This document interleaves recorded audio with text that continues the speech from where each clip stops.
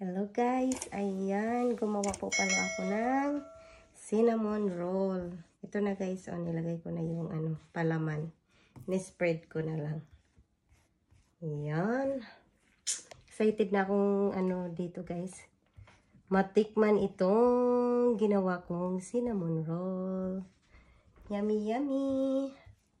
Ayan, spread ko lang yan. Para naman may magpantay yung lasa guys. Ayan. Sa mga mahilig dyan sa tinapay. Ayan. Ako guys, nagbe-bake na lang ako. Para hindi na bibili ng tinapay sa labas. Ayan. Maganda kasi yung bagong luto guys eh. Ang sarap. Yan na guys. Na-spread ko na. Ayan. Ang bango-bango guys. Kasi yung cinnamon, yun ang nagpapabango. Yan. Tamang-tama yung yung palaman na, yung dami ng palaman na nagawa ko guys. Tama lang. Yan. Ayan guys, nalagyan ko na ng raisins. At ito naman, walnut. Lang. I-roll na natin guys. Ayan. Hindi na tayo nag-gloves guys.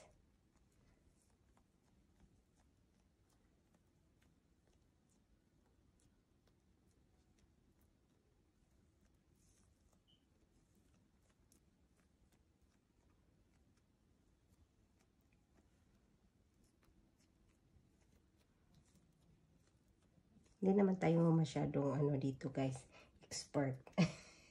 Pero gumagawa lang talaga tayo ng tinapay. Ganyan lang guys. Yan. May mga magagaling talaga na gumagawa ng ganito guys. Pero okay na yan.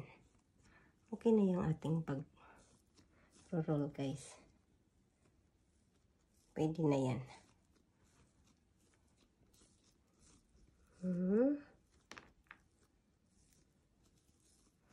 Yan na. Lapit na. Marol lahat. At ayan. Ayan na guys. Ready to bake na ang aking cinnamon rolls. Ayan, malalaki na. Ayan na guys, luto na ang aking cinnamon rolls. At ito pala yung ko guys. I-glaze sa ating tinapay. Ayan guys. Tama lang yung tamis nito guys. Itong yung pang-glaze ko. To guys, butter, cream cheese, and marshmallow yung pampatamis niya guys. Kaya, to guys, masarap. Yan. Lagyan ko lang lahat yan guys, habang mainit pa. At ayan na guys. Nalagyan na ng glaze. At meron din ako nilagay na cinnamon powder.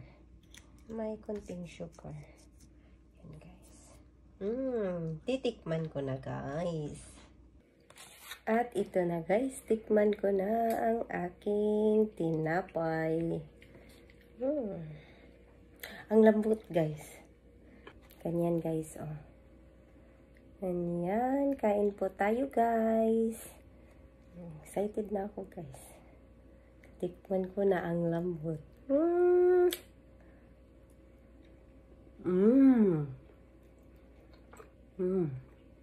Sarap.